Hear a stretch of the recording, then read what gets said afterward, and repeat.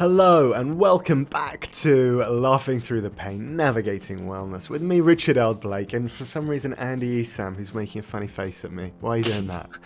I don't know, I think it's just the intros are getting more and more like comical, like hello and welcome. It's just a bit, it's very newscastery. It's good though. Laughing Through the Pain, laughing through the intro, navigating podcasts. Well, Is that what, who have we got today then, Rich? Sorry for interrupting. No, you should be. I hate being interrupted. It's very rude. No, it's fine. I do it all the time. We've got Pavel. Pavel is from Noah Aeon. So he's got a pretty impressive background. You're shaking his head. Unbelievable. Unbelievable. It feels like the sort of thing that would feel like 4 or 5 lifetimes, and the guy is 33. It's unbelievable.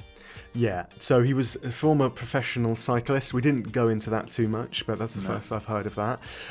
Then he became a serial entrepreneur, franchisor, franchising, I think, 100 Orange Theories. And then he sort of fell back into spirituality and breathwork and shamanism. So we hear about what he's doing with breathwork. He's doing some very innovative things. He's also a DJ. He DJ'd the biohacking conference, where they had a big party with thousands of people, and he was in charge of that. So he's a pretty big time DJ. He did the festival and club scene as well. You mentioned. Yes, he did, and he's done some pretty intense stuff as well. I like to think of myself as a bit of an intense spiritual seeker, but I'm an amateur compared to him. He does a 10-day darkness retreat every year. No way. Darkness is okay. So darkness is one thing. No food is the thing that really scared me. Yeah, exactly. And it comes back. He does it 5 times now, so 50 days in total. Unbelievable. And all that with, he was very honest about some pretty major setbacks in his life as well. So a real go-getter, putting a lot of good out in the world. It was a pleasure, wasn't it? Absolutely. All right, well, enjoy, listener, and we'll see you in a little while. Hey listener, if you're enjoying the insights and stories we share on our pod, then don't miss out on any of our episodes. Hit the subscribe button to download and listen to our conversations at your convenience.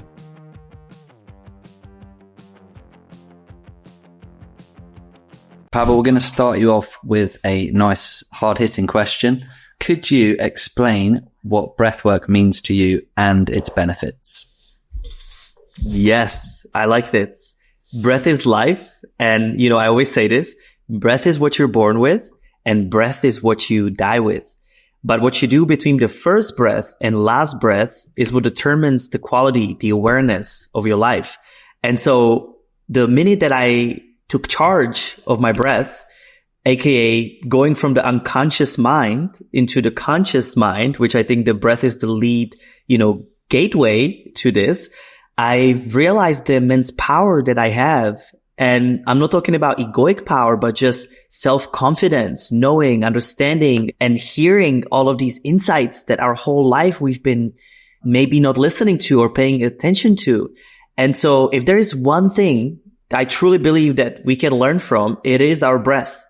And of course, we can talk about the different varieties, or there's so many different ways to breathe and all of the different focuses. I mean, it will benefit you from, your physical health, alkalinity, energy, all the way to your mental, emotional well-being, where I think that's where it really gets interesting, is using breathwork for past traumas and facing things that we've been holding on to for way too long, which again is locking us from full potential.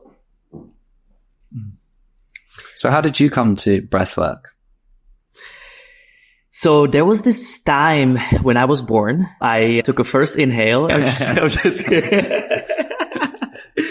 I always think it's hilarious, right? Because breath is always there, but now it's like an industry, right? Of breathers that is becoming. But no, so for me, it was about 8 years ago. I booked myself to go to the Wim Hof Polish excursion. And a little bit of a backup. So I spent last 15 years traveling the world and searching for tools that can help us, heal, whatever it's physical, mental, emotional. I looked at all of the different complexes and committed myself that I will basically go into these retreats or workshops or teachings to find peace. And essentially this was one of them. I actually walked into this sick. I was mildly sick with a little bit of a pain around my kidneys. I think I had like a strep. It was really odd, right? Like you go into an ice excursion for a week with Wim Hof and you're feeling this way. And I walked out of there healthy. And it was so far out of any sorts of belief system, which I'm not saying to do this, by the way, like on a regular basis. This was just my experience to wow myself that, you can take charge of your own immune system and on your own, focus. And it wasn't until like these deep, hour-long breathing session that we did towards the end that I was just having these huge transcendental experiences, similar to psychedelics. And I was so fascinated by it because I have tried psychedelics. I've used different plant medicines and I spent time with the tribes in my journey, but nothing ever could be something I could keep on an everyday basis. And so this huge empowerment of something that you don't have to seek something outside of you, but it's all there within you and you just can affect it with the power of your mind, with your will, was fascinating. And so, right after that, I signed up for the teacher training. This is before Wim Hof was what it is today. It was a very disorganized still, and it was very different to what you see. And essentially, I spent the next year of teaching and really teaching and showing others because I want everybody to feel what I felt because it was just so incredible to begin with. And then I used to own Orange Theory Fitness franchises. But right next to them, I created a yoga fitness meditation center in Atlanta, Georgia. And that's where I started my breathwork. So I started doing breathwork classes for a membership already about 7 years ago. That's awesome. Yes, breathwork. Yeah, it's amazing what it can do. And you made the joke about, I made my first breath. I took my first breath, but that is a lot of people's sort of joke. It's like, oh, you're a breath worker. I've been breathing for 35 years. What can you teach me about it? But there's a lot to learn for sure. So you also have a protocol called the system reset. What does that mean? Yeah. So after about 15 years of traveling, I went into Darkroom. And so I spent 10 days in darkness I think it was either right before or right after the Wim Hof excursion. It was funny. It was like all happening, in that year. And I was a busy entrepreneur and I wanted peace. So I signed up for this 10 days of darkness with no food, with Jas Muheen, who later on became my mentor. And, basically it's this initiation into, pranic living, into this whole other alternative ways to life.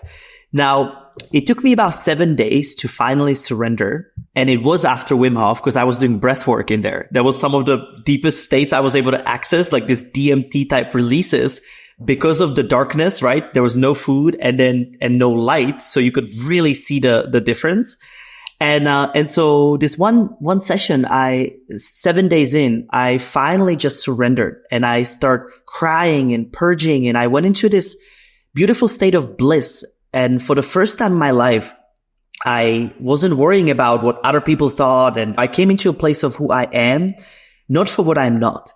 And in that moment, it was so clear. This is where basically the system reset came about. And also Noah Aeon, which is the brand that we do it under. And basically Noah symbolizes movement. Aeon is all or none. And it symbolizes duality, this never-ending ping pong, highs and lows and good days and bad days, that I knew there is another way to it. And that is coming back into the center, coming back into that harmony, health, and happiness. And so when I walked out of there, the message was so clear. Get rid of all of your business career. You got to live in service. You got to rediscover your passion, which is music for me. You got to live your purpose, which became, teachings, lectures, and workshops. And it was done through the system reset toolbox. So think about a system reset as a computer for a moment. So just like a computer, when you hold the button for 2 or more seconds, it resets back to baseline. And through coding, we're doing exactly the same in our events. And so think about your mind as the software, the body is the hardware. And when a computer needs to download new software, we connect to the internet. Now, what we do in the sessions and events through breath, dance, meditation, and sound, we're connecting to the inner net, which is always there, but we got to change the brain waves. We got to change the way we're operating and the way we spend our time. And so what I've learned through this is, we're overly thinking beta dominant species right now, right? Whatever, it's just the life overdoers. But what happens when you take a pause, what happens when you shift those brainwaves into more of the alpha, theta, and you start accessing the subconscious mind, you start having these releases. You start, having these insights that you maybe haven't heard for a long time. And so through System Reset, we open up this portal through these tools. Basically, after 15 years of traveling, I put the ones that worked, that had a scientific validation under them, and that we could make into a fun experience. That's all under the same, kind of a motto. And then through recoding, we are literally changing the way our belief systems and our bodies and relationships through these sessions. That's awesome. I love the analogy. I feel like, the computer analogy is what makes most sense to me when I think about, are we living in a computer simulation and, downloading information and things like that. But so what was it like doing 10 days of darkness? Because I've done 10 days of Vipassana. I've done a month of ayahuasca, but I don't think I could do 10 days of darkness. 10 days in the darkness and no food. Yeah. Mm. Well, so it was one of those things that along my journey that was really intriguing to me. And I discovered this early on at a Drumvolo Melchizedek's workshop, and it was called Opening Illuminated Heart. What caught my attention the most was that there's this set of people in the world that are solely nourished by prana. They don't eat any physical food. And I was so fascinated by it, but also just like so far beyond any of my belief, that this could be possible. And so what my open heart and open mind said was like, you gotta go. You gotta go test this out and see what happens. And so then I go for the first time. And this is with Jas Muhin, who is an incredible person. She hasn't eaten any physical food for the past 25 years. And she's been kind of one of those, bringers to this, possibility, stating that there is about 200,000 people in the world that are solely nourished by prana or source or love, whatever we call this. And so I was like, yeah, right. Like go in there, like see what happens. And so, it took me 2 weeks after the 10 days to reintroduce food again. And to me, that was so fascinated that I literally was not hungry. Like it was the weirdest, feeling. And you would think that you would, lose weight. And yes, some people lose weight, but that's when you're still fasting, right? But when you turn the faucet on a fuel to no longer be dependent on the physical food, and you turn it into the energetic food, you essentially stop losing weight. And I have a proof of this as well. I literally took a pictures before Darkroom and after Darkroom. And I show this to people. I'm like, what do you think is the one before or after? Every single person thinks that the one after it's flipped upside down. And I've actually gained weight being inside of darkness without any food. So for me, it was so fascinating. And basically she teaches you a direct lifestyle. It's an 8-point lifestyle that you abide and that you live within. And the goal is not to not eat. It's that you eat for pleasure if you do want to eat. You don't eat for a need, and you lose the desires of the physical, mental, emotional hungers that are attached to the way we spend time here on earth. And so, when we are spending our time on money, sex, power, to keep it simple, right? Like all of the things of the flashy instant gratification, then yes, we're going to be hungry. Yes, we're going to seek pleasure. We're going to seek all of these instant things. But if we shift the focus more into the stillness and silence, and you live in purpose, you spend time to meditate, you switch that busy lifestyle around and ask yourself, what is true harmony? What is true peace? It's simple things like this. It's no high level spiritual concepts, but how do we just change the way we live? Then we will naturally start losing hunger in all of these levels. We will naturally move into the state of surrender and, place of openness and love and, instead of fear. And so I know it's a really far out there, and it was for me as well. But having this experience, I was really blown away by the potential, and I haven't been able to convert fully in my lifestyle. I have a balance right now where I kind of eat once or twice a day. It's mostly liquid. And even that alone, that knowing that I don't have to depend on it, and I can go into a deep state of meditation and rather fuel myself with positive thoughts and emotions and feelings, is really incredible freedom by itself. But I mean, it sounds incredible. Yes, as you say, incredible freedom. I'm speechless. Yeah. Yeah. I think I have too much of a dependence on ice cream to do anything like 100%. But I could free myself from my ice cream dependency with a 10-day darkness retreat. Pavel, what was it? Going back, it seems to me like 15 years traveling the world. What could you give us a bit of insight into what was fueling that? What were you looking for, or did you not even know? It was pain. So I used to be a professional athlete. I used to be a road cyclist, and I traveled the world with it. And I also was an entrepreneur from a really young age, where I had to figure out a way how to make means to fuel the cycling. And essentially, I was about 19 years old, and I fall into a massive depression. I had a chronic fatigue, Epstein-Barr. I was literally sick every 2 weeks, and I could not continue with my cycling career. And so in that moment, it was really like a just hardcore thing, right? To have all these dreams to be at Tour de France and Olympics, and, being also at the forefront of it, like really far enough to be able to do that one day. But then it gets all crushed, so that was kind of like a big pivotal moment. My second pivotal moment was when I moved to America and I started putting all of my endurance into business. I built this fitness empire with almost 100 locations under my belt, but I burned out again, and I was depressed again, and I got divorced. And so, even though I checklist all of these things, right, that we're taught that are happiness and that will bring us happiness, I kept on having this deep voice inside of me that says there is more to life, follow this. And to give you a little bit of a context, I grew up with shaman out of all things in Czech Republic.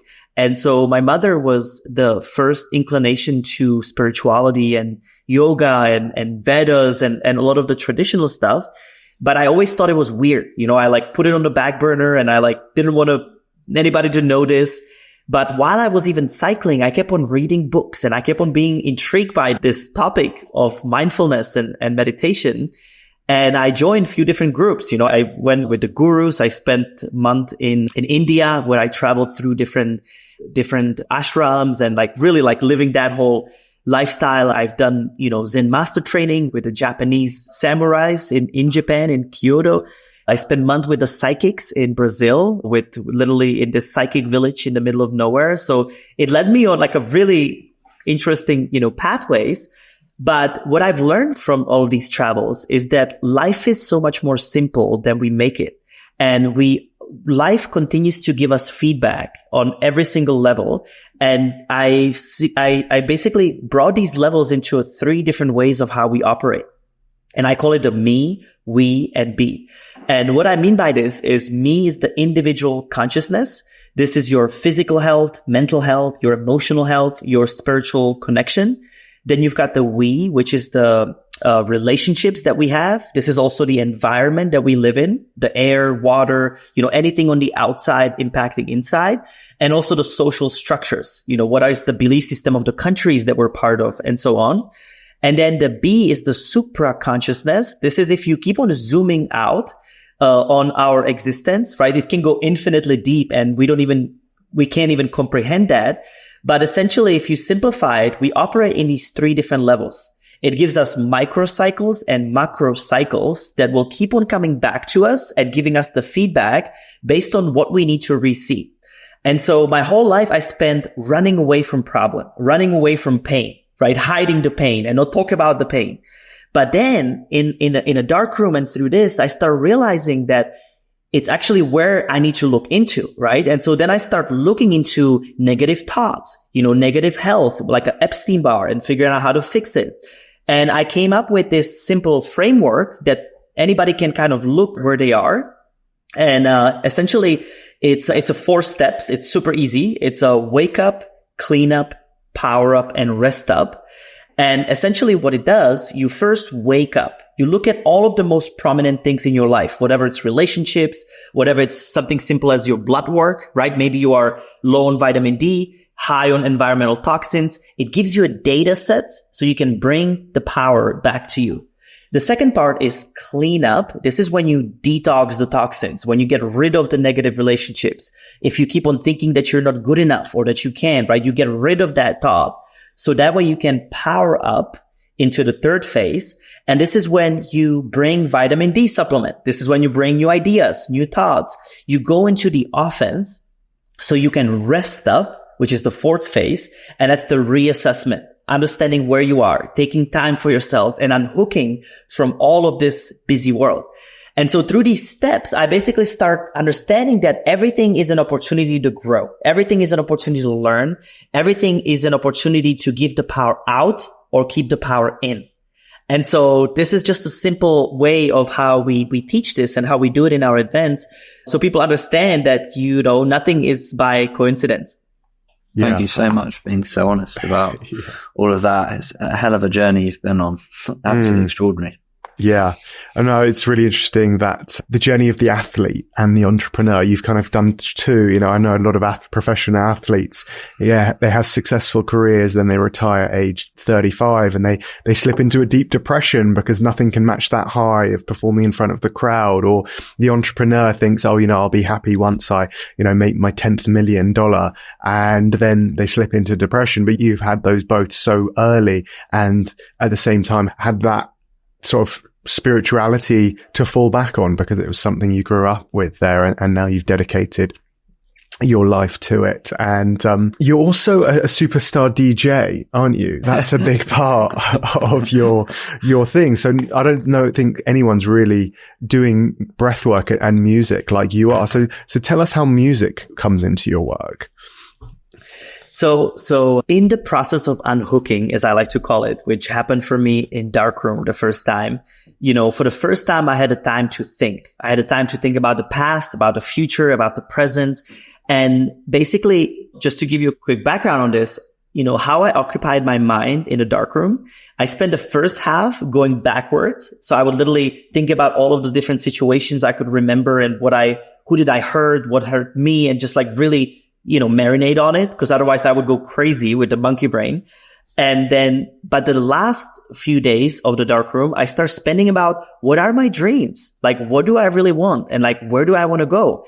And so this is when, for the first time, I had a chance to actually think like, what are my true heart's desires? Because a lot of times we just live and do and never allow for that opening. And then we're wondering, what is our purpose? But then how do we find the purpose if we don't allow the time for the purpose to come into the space? So in that moment, I rediscovered my passion, which was always music. And so it was really, clear. I love DJ shows and I love festivals and I've always loved that act of it. I used to also grew up, dancing. And so the message was like, you get out there and you're going to learn how to produce music. You're going to learn how to DJ, and then you're going to bring this to the nightclubs at a time. So that's where, from Darkroom, where it started. Then my purpose, right, became, you got to give this message out. So retreats, workshops, immersive experiences, and combining the passion with the purpose. And what I also learned in there was, what is the legacy? Like, how do you make means to live in service, which was given by, the events we do, by our e-commerce and so forth. So it all came from Darkroom originally. Now, because I like to do everything different, I was like, how do we push the boundaries of traditional music? And because I love meditation, but I also love having meditation through dance, because who's to say we just have to be so still and rigid and disciplined, right? Like, it's not always about this patriarchal way of learning. A lot of times it's about having fun and in the process of it, which we are a lot of times forgetting. And so I was like, how do I create music with Solfeggio frequency on a modern beat? And so that's when you go to our like Spotify or our DJ sets, it's a reharmonized tracks that you may recognize, that you may know, but we use a different frequencies based on the Solfeggio scale or to help with different, topics, right? So if it's a frequency of love, we use a lot with 5 to 8 hertz. Essentially it's a really intentional music and songs, but it still hits. I mean, we still go hard. The energy of our events is incredible. We've got live instrumentalists, drummers, singers, it's a full on show, but it's sober. It's conscious. It's a ways of opening and safety space for people to express without, being weird, without feeling like they're weird. You know what I mean? Because when I started this, I played at major music festivals and festivals of, from like Ultra to Burning Man and to like a nightclubs. But when I quit drinking alcohol, I could not be in that space anymore. I was like, what am I doing here? Like, this is not why I started this. And so my poor little lost soul basically was like, I need out, and I need to figure out a way that I can keep on channel this fun in a different ways.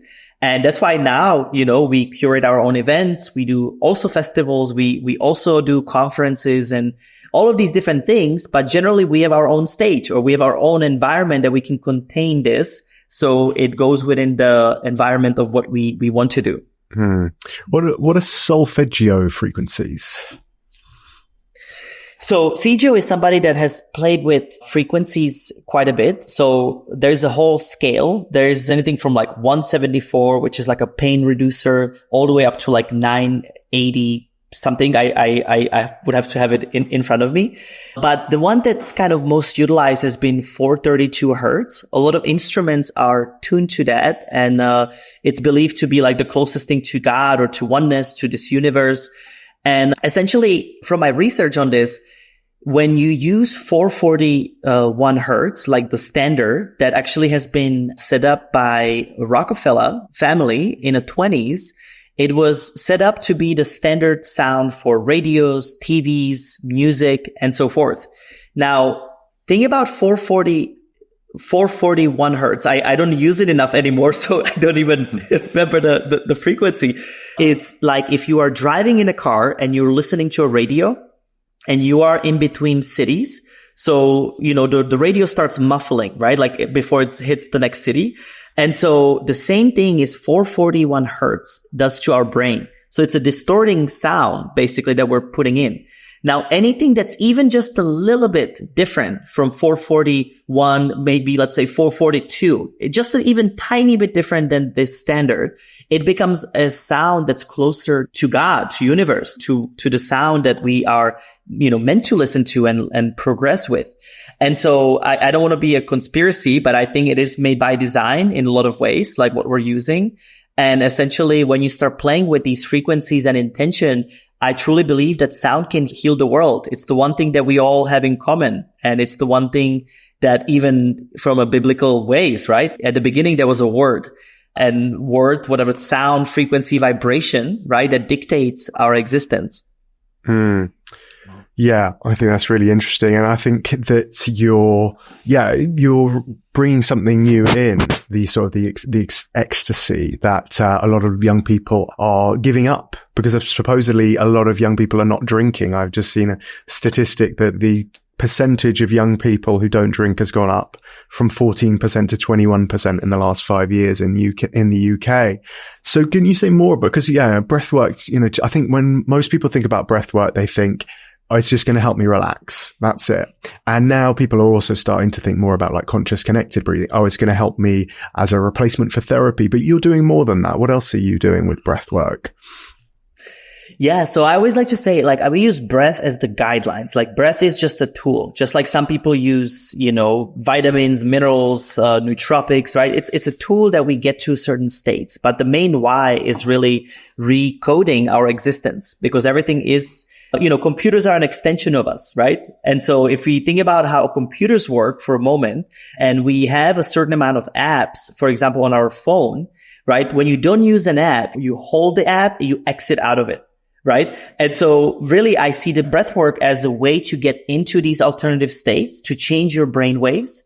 So that way you can face whatever those limitations are, and then you can recode the new limitations, just like a computer. You download a new app. Now, when you think about breathwork in general, and I think it's important for people to discern. So I always like to put it in two categories. You've got the subtle breathing, which is something you can do right now when you're listening, talking, driving, and whatever it's, the gold standard is about 5.5 seconds in, 5.5 seconds out, in and out your nose. And if you can be aware of this as frequently as possible, we know it increases your heart rate variability. It lowers down your stress. It will bring that conscious mind into a forefront. And so to me, that's like the basics 101, like be aware of a longer extended breath in and out your nose. Also really important for longevity and as a filter to our respiratory system. Now, then you've got also things like 4, 7, 8, where you inhale for 4, hold it for 7, exhale for 8. Another one amazing for anxiety. Now, other one, for example, when you look at life situations is when somebody crosses in front of you in a car, right? It's something as simple as this. You have an option to react or to proact, as I like to call it, come back into neutrality. And again, using every situation in your life as a way to grow, to expand. You essentially, when you go into like a treacherous situations, ice bath, fear, anybody's trying to fight you, right? Like anywhere you get exposed to fight or flight, the way you calm yourself down is long, deep, prolonged exhale. So out of your mouth and just blowing the air out, relaxing into your body. So these are just like a very mainstream 3 simple breathing styles that you can do to just bring more awareness. But now then you've got the deep breathing styles, which is when things can get interesting, which you don't want to do standing up, driving, being around water, because you can, potentially pass out. There's a lightheadedness involved in this. And this is when I like to play and integrate a lot of them. So one of my favorite things, what we've been doing is we call it the hybrid breathwork. We integrate different styles together with intention, with sound, with vibration. So that way we can, maximize the results. And the reason why I know this is because we've been using this EEG headband to be able to measure exactly what is happening in real life to your brain and what happens in a different states that you're accessing. So there's no guesswork. We actually literally reverse engineer the breathing styles to be able to tackle different issues. And for this category, right, you've got the Wim Hof breath, you've got holotropic breath, there's this power breathing where you're squeezing, there's the connected breath, soma breath, right? There's many different styles again. And what I always like to say to people is find the one that works for you and play with it, integrate it and make it your own, because your own breath is the guide to your own success and expansion. And so that's something that I would love to maybe we can gift to the audience is our on-demand library. We'll give you free access.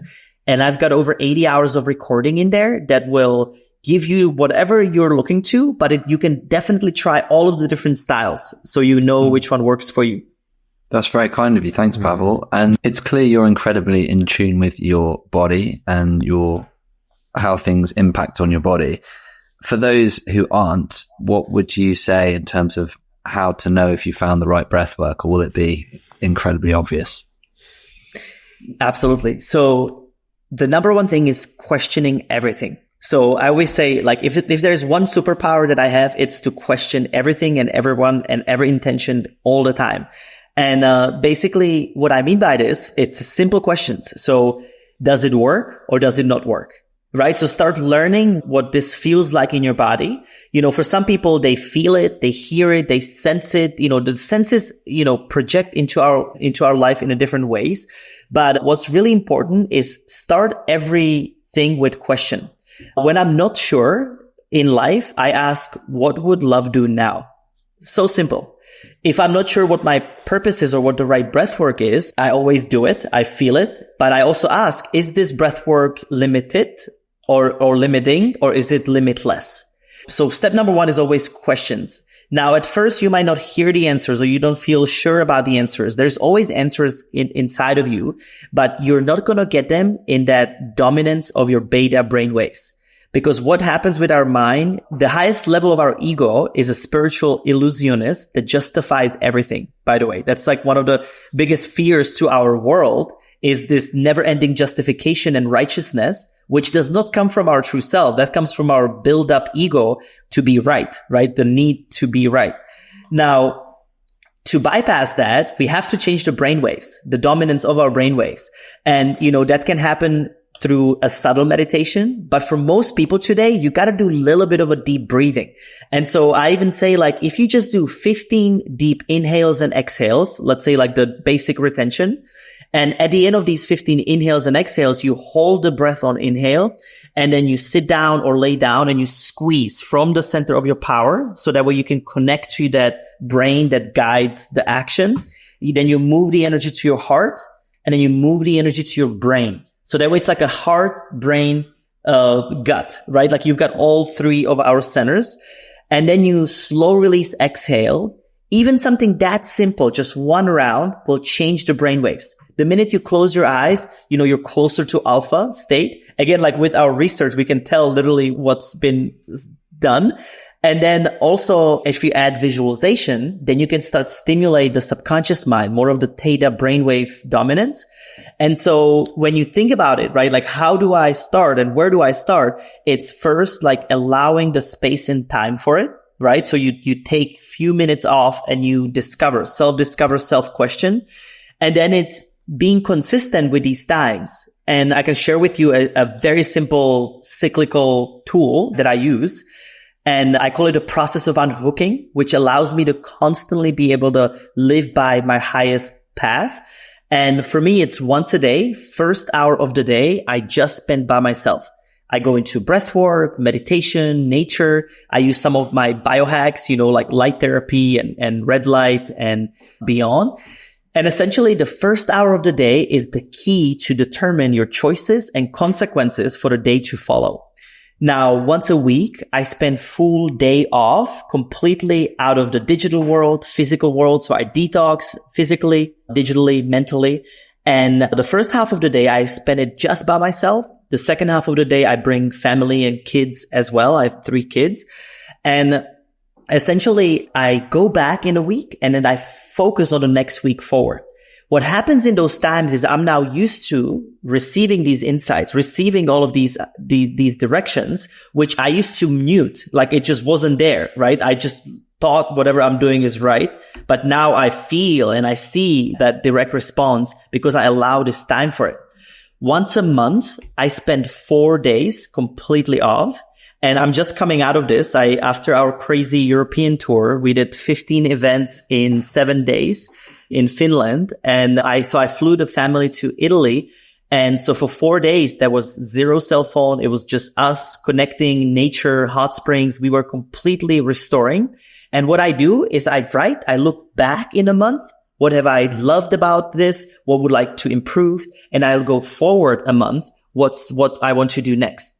And once a year, I spend 10 days in darkness and I take 2 weeks completely off. And so this is the bigger cycle. So I've now done it 5 times. I spent total 50 days in darkness without any food. And essentially this becomes my yearly reset. So same thing, yearly understanding where I'm going. And the first time I went, my life changed 360. But the second, third, it was just a minor adjustment, minor twist. And so that's what this process of unhooking is for. So you can know constantly where you are and where you're going. Wow. My instinct is to say, I can't believe you keep going back, Pavel, but I'm very impressed. Yes. Wow. Yeah. Andy, I'm kind of in agreement there. Like all the retreats I've done, I don't know if I could do them again. They were so challenging to go back and sort of to know what you're going into and how difficult it's going to be. Yeah, you've got to be pretty tough mentally for that kind of thing. So hats off to you, Pavel. So yeah, with breathwork, obviously it's a very expanding territory, and there's a lot of people call it the Wild West. There's a lot of people sort of misusing, abusing it, doing social media things. What do you think people are getting wrong about breathwork? Well, I think just like anything, we have to treat it just like any psychedelic experience because people are getting into the same states. And so I think what I personally see, what's important that when people have negative experiences that they come from other places and where it scares them. I think what a lot of the breathwork instructors have to be careful about is that we're not here to cook people, right? We're not there to do it because we want people to cry. We're not there because we're doing it because we want people to scream and yell and do all of this. That's not the point, right? Like the point is that breath is the medicine that's inside of all of us that has to be treated as that. And so doing a prayer protection, creating a proper field that is energetically, mentally, physically safe, making sure that when people are going through this, there's people to support them, right? So in every event, we have a whole group of angels, Reiki healers, and people that are there to assist any of these things. I also think integration and proper closing is so important as well, which, in our events, we do a 30-day committed journey. So with a partner. So we team up people. They have an accountability partner. And for 30 days, they have things that they can follow. And we also do integration journal, because I think to journal and write and open is really crucial. But it's the key is that, you have that opening with a safe instructor, right? Somewhere where you can understand, learn, but then really explore it on your own, setting up these intentions in your privacy of your house. And you will be blown away how far and deep you can get without using antidepressants, without using, all of these other things that people are dealing with, right? Like anxiety and sleep and so forth. So I think we have to be really safe with the environment we're creating. And we have to be really mindful that we're not doing it for the reason to have people cry and breakthroughs. We're doing it for the reason to be the space holders, right? To be in that safe environment to realize their greatest potential.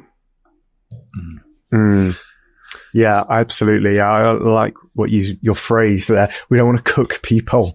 I think that's spot on. And I've been posting a little bit about this, sort of the trauma porn that you find on Instagram of people, having huge cathartic experiences, and why that's not necessarily a good thing. But it brings me on to, something we were going to talk about, which is a new study that just came out. I think it may have actually come out today. So the author just sent it to me. His name's Guy Fincham. I think we'll have him on the podcast at some point. But he did a study where he compared, effectively, he's called it high ventilation breath work with breath holds, which is effectively Wim Hof. And he had 200 people. So I think it's the largest study, randomized controlled trial done on breath work. And he had a placebo group who just did normal breathing, around 15 breaths per minute without the hyperventilation, and short breath holds. And he found no difference between those two groups. So in the measures of stress and anxiety and depression. So both groups worked in some regard. Both groups had reductions in stress, but there was no difference between the people who were going, being cooked, you might say, by the Wim Hof method, and those who were just doing more passive breathing. So what do you think's going on there? What do you think that study says? Well, I think it goes back to the basics of when we focus, our brain can focus only one thing at a time. So when we give a clear focus to something else but our never-ending thinking, right? Monkey brain, our past and future, we immediately realize peace. We immediately go into this state of relaxation. I would be wondered, so I haven't seen the study, but I would wonder if they also measured the alkalinity, if they measured the levels of CO2, if they also measured EG. I think that would be interesting to understand what's happening in the brain. But remember, with Wim Hof Method, some of the biggest breakthroughs that happen, and I used to, when I did solely Wim Hof workshops, we would give a pH test before and after to people to measure the alkalinity. And majority of the people would be acidic, and they would be alkaline after 3 or 4 rounds of breath. And that was always fascinating because that's very physical measure of health. And I do think that happens with the greater saturation, because I don't think, that happens. I also would love to understand the CO2 limits, because I think in today's world, right, there's a lot of people that are scared of CO2. And then it's also the levels of how much we are able to release. And I do think Wim Hof Method does a lot of magic in the best way possible with that because of the pauses, right? Because when you hyperventilate and you hold your breath on exhale, there's lack of CO2, right? And then when you inhale again, if it's a deep saturation, there's an overload of CO2. So I wonder what that does as well when you don't do the deep breath. Yeah. So I can say he didn't measure CO2 or alkalinity or brain waves. He just measured well-being, anxiety and depression and stress levels. And I found improvements in all those things, but without any differences between the groups. But I mean, I know that Wim Hof has been revolutionary for many people. Some people have said it saved their life. It has taken them out of deep depressions when nothing else would. So maybe it is, I think there'll be more to come out of this. Maybe Wim Hof is particularly good for certain people who need that, aggressive inhalation and exhalation, and maybe there are other people who benefit more from the passive style of breath work. Yeah, and I also would say, like, looking at it from, there's the whole physical, mental element, right? But then also there's that whole emotional trauma element, which I think sometimes needs that extra pressure, right? If you had some really negative trauma happen to you in the past, there is a point where you got to bring it up to the surface. And sometimes that it happens through, deep states. And that's why I think, you see ketamine, you see psilocybin treatments going, in those ways. And it's very strong experience, right, for people. And I think the same thing happens with the deep hyperventilation, that sometimes you really need to feel it and bring it out. So it leaves you once and for all. I have a general question, Pavel. It's, with all these different skills and areas of interest and experience, what does it look like when you start working with someone? As in, who would come to you? What would you do? Can you talk us through that? Yeah. So we work in 3 different ways. So we've got basically our on-demand library with courses. So we have like a whole digital footprint where people can just, get a course and then go through that experience. Then we've got in-person stuff, right? So this is retreats, workshops, even corporate festivals and immersive experiences. And that's in a group, right? When they come through. And then we have an e-commerce that's all around consciousness expansion. So this is like light therapy, red light, blue light. We've got measuring brain scans, so we know where people are. And that's the third part. Now, when I work one-on-one with people, I actually take everybody through the same reference that we discussed. So it's a process that we first identify where we at. So the wake up, clean up, power up, and rest up. And I work generally with all of the different aspects of the life, because from my personal journey, to transform, like, it's not just your physical health. It's not just your mental health. It's not just your relationships. I always like to say is, like, if you wake up in the morning, right? And let's say that you're supposed to have 100% of your vital force energy to be at your highest expression. But then let's say that your house has a mold. Let's say you're really going hard with your spouse. You're not living to your purpose, right? Like, you're working for somebody that you hate. So let's say that, like, we take these 3 things and you lower down by 40, 50% before you even start the day, right? And so this is why, like, in my work is I like to look at every single aspect that makes us who we are. And then I like to use this reference, go through each aspect so we can first clean up and get rid of those things that don't work. We replace them with the right things that do work. And we do this through breathwork. So when it's digital, we always identify through chit chat. We look at the different elements. It's almost like a therapeutic in a lot of ways, right? To just identify where you are. And then we replace it. We go straight and anchor it with a new belief system through these exercises and sound and so forth. Awesome. So very interactive. Yeah. Sounds very thorough. I'm into it. I like it. Yeah. What is digital microdosing? That is a great name. Tell us more about that. So, you mean drug-free microdosing? Now sorry. Yes, drug-free. Sorry. Yes, drug-free microdosing. Yes. Yeah. So that's a technology that we actually brought to the market. It's called Visor, and it's a light therapy in combination with sound. And it's based on the studies from the 20s. Basically, there's incredible science showing how light therapy can help with neuroplasticity. And so we also combine it with breath. So there's a variety of different settings. But the inventor, Garnet, was able to figure out how to basically stimulate the same areas in your brain as if you were doing psychedelics. And then based on the therapy treatment, we literally follow the same projected research-based formula. So, you can choose like 3 days on, 1 day off, or, the different ways to microdose. And then it follows in a course with the light stimulation to basically have this impact. And so I call it the VIP lane to present moment, because when you are exposed to this amount of light in a short period of time, it instantly brings your brain into focus. And then it can create some major effects with your neuroplasticity. Amazing. Andy, you want to ask? Yeah, I was going to ask, so what's coming up for Noah Aeon? So I think the most exciting thing that we've been working on for a while is we're creating a peloton or orange theory for your brain. And so we are working on a location to basically open up a facility where we're going to do breath, dance, meditation, all the things that we're doing, but measured with technology. And so imagine like a Peloton bike, right? When you are cycling from home. So we will be recording from this centralized location, but people wearing a device that will be able to tell us where we are on a group coherent level, but also on a personal level. So you're going to have a real life data and real life neurofeedback that's personalized to you while you are on a sessions from whatever city that we're in. And so my goal is to revolutionize completely the way that we're meditating and breathing. There is no more guesswork. There's a direct instant technology that will give you feedback. And my goal is also to bring all the disbelievers, to this, to understand that like what something so simple can do.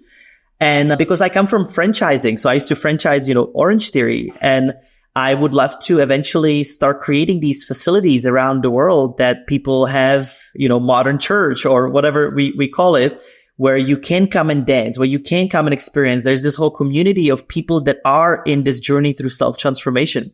So this is my kind of a big thing that especially the next year we will be releasing. And also a book. I'll have a book on transformation and putting this into a paper. Wow. Fantastic. Yeah, sign me up. I want to come to this. Yeah, Breathwork Church, or maybe buy one of your franchises. So yeah, Pavel, I know you're a very popular podcast guest. So I want to ask you, what's the one question you're itching to answer but never get asked? Wow, that's interesting. I mean, I think I love all questions that are deep into the point because for me, I don't like service level podcasts. Like for me, I'm on a mission to unify the world one person at a time. And it's really like how we're going to reflect that and how we're going to take the walls that we are putting, the separation between us, because we're all on the same journey, right? Whatever you're doing, we're doing, none of us are higher, lower, bigger, smaller. So it's like any deep questions that will tackle that is important for me. Okay. So hopefully we've gone there. Yeah, I think we have a little. Yeah, I think we did great. Okay, good stuff. So where do people find you then, Pavel? It's noaaon.com. NOAAON is our website. We'll send also, if you guys want, the link for the free library, so you can kind of test out all that we talked about. You actually can have it from home, which I like to take people straight to action. No more waiting for anything. Fantastic. Yeah. Yeah. We'll put that in the show notes for sure. Yeah. And then social media or however else you like to connect, we're here. On our website, you can find the events. So if it's anything near you, I know we're constantly in Europe, in US, Asia, South America. So there's every 3 months, we kind of switch the different regions and we teach on every continent besides Antarctica, which I'm putting out there because I would love to do one there. Yeah. Good luck with that. Yeah. Sounds chilly, but probably better than 10 days in the dark. Cold exposure, right? Free cold exposure. You don't have to pay for any ice. Nice immersion. Yes. With penguins. Exactly. Well, thanks so much for giving the time today, Pavel. It's been fascinating to talk to you. Yeah, Same. Thanks a lot, Pavel. Thank you, guys.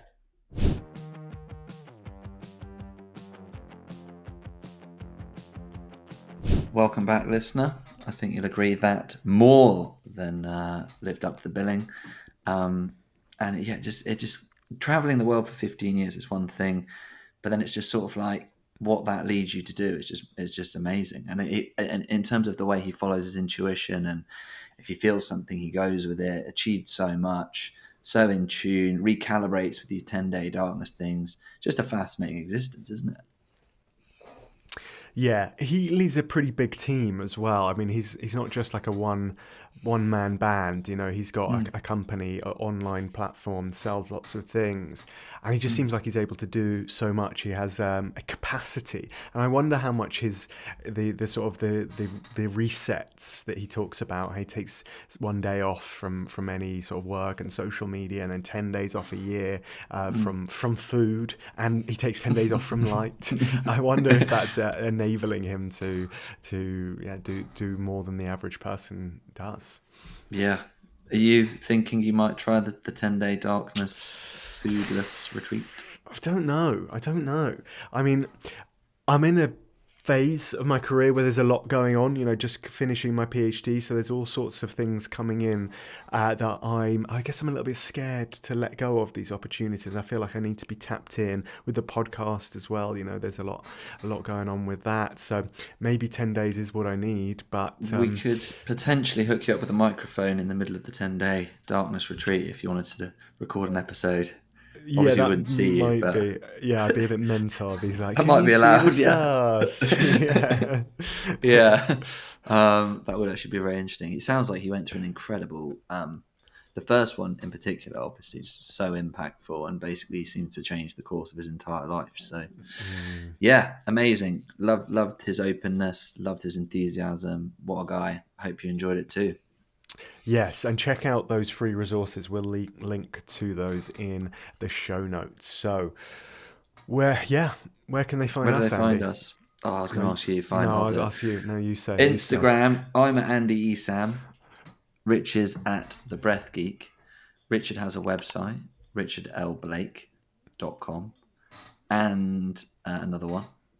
TheBreathGeek.com. It's the same website. It's just different domain names. Different It's way of going reaching. through. I should also say it's going through a phase of transition. As am I. Just- It's because it's not a very good website at the moment, to be honest. And then also Laughing Through the Pain, Navigating Wellness on all good and bad podcast hosting sites. Big time. Do you think we should read out another review, Andy? No, Like we did I'm yesterday? scarred. Absolutely scarred from bloody JL. What's his name? JD. JD, legend. JD, let's be mates. I'm actually going to handpick one next time. But Okay. yeah. You're going to write one, be like, that Yeah. Andy's so handsome. Yeah. How about that Andy? So good how he keeps the whole show together. Yeah. No, thanks for listening and see you next time. Cheers. Bye-bye.